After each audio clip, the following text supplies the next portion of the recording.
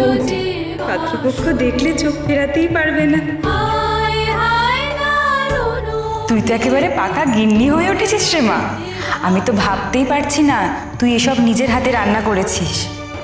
এসব রান্না তো আমি তোমার থেকেই শিখেছি মা।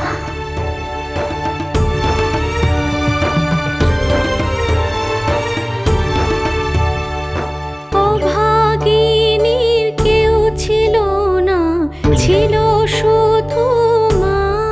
তুই রাজরানী হবি, তোর বড় ঘরে বিয়ে হবে, 10টা ঝি চাকর তোর সেবা করবে। আজ তো আমার আনন্দের দিন রে মা। বিধির দিকে করুণা।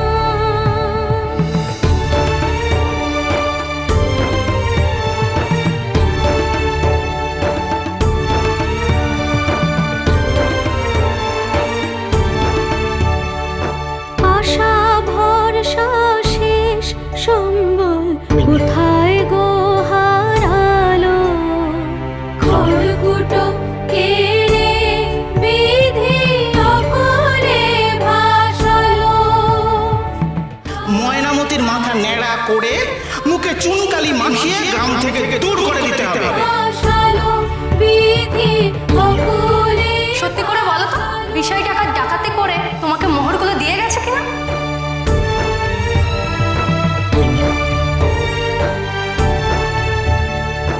রইল না যে মাতার, রইল না তো ঘর। আই মশাই, আপনি আমার মেয়েকে এইভাবে তাড়িয়ে দেবেন না, দয়া করুন। আপনি আপনার অগাধ রইল পড়ে সংসার, বাসনায় অগাধ। হায় হায় দারুণ আমার পিপির রাজরানী হয়েছে, আমার স্বাদ পূরণ হয়েছে এতদিনে। এবার আমি নিশ্চিন্ত। বিধি, বাসনায় অগাধ।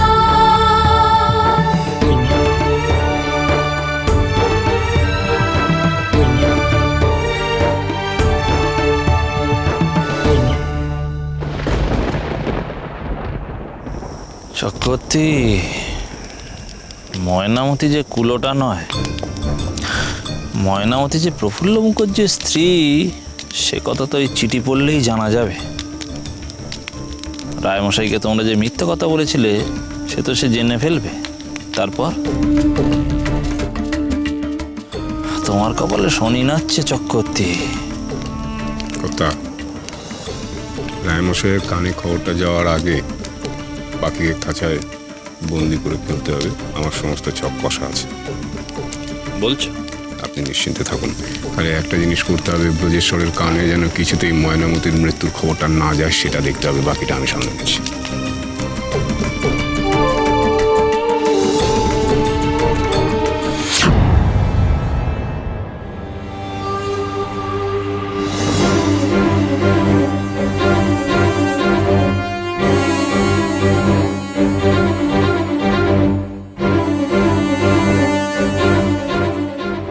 হাতে কিন্তু সত্যি সত্যি একদম সময় নেই, নাহলে পাখি উড়ে যেতে পারে। কথাটা যেন মাথায় থাকে, একটা এসপার ওসপার।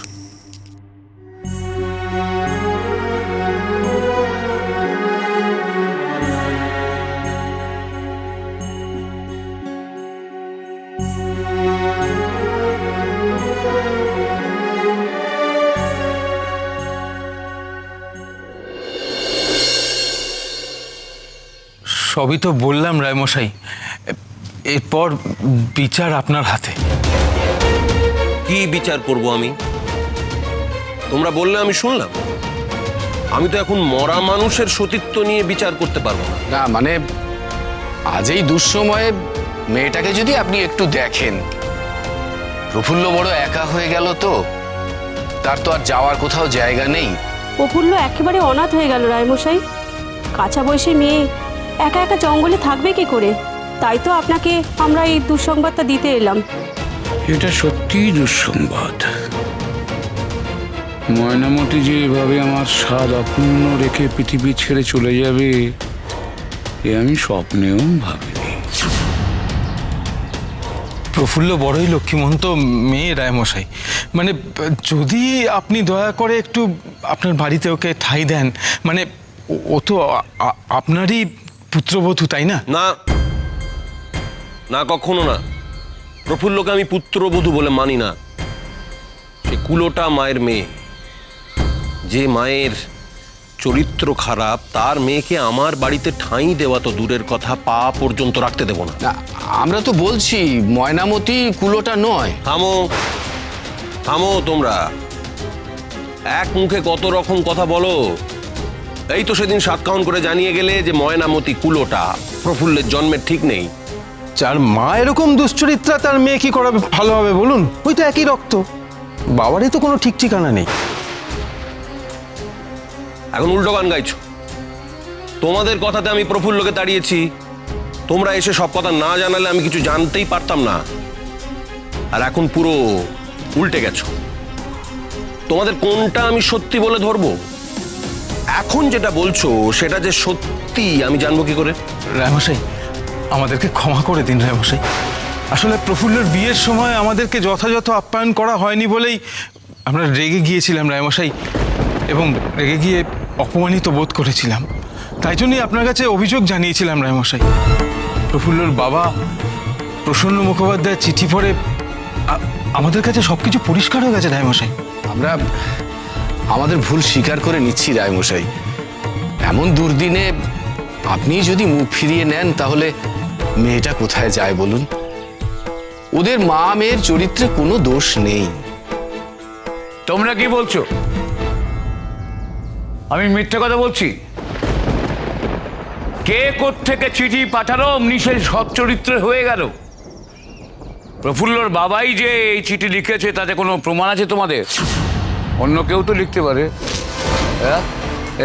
তোমরা আজ যার হয়ে সালিশি করতে এসেছো, একদিন তার নামেই কেচ্ছা করেছো।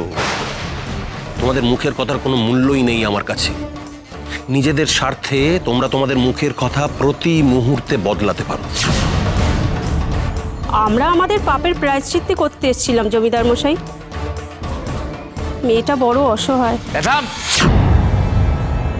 তোরা ঘোর মিথ্যেচারী।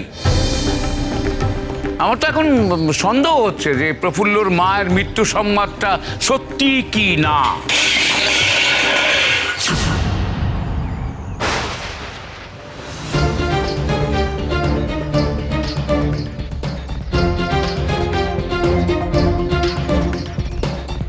কি বললেন? প্রফুল্লর মা নেই?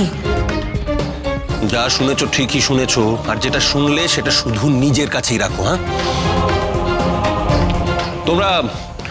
তোমরা এখন এসো। আমি তোমাদের কথা বিশ্বাস করে প্রফুল্লকে নির্দোষ মানতে পারছি না। প্রফুল্লর এ বাড়িতে স্থান নেই, কোনোদিন হবেও না। তোমরা এসো, আমার আর সময় নষ্ট করো না, যাও। নমস্কার রায়মশাই।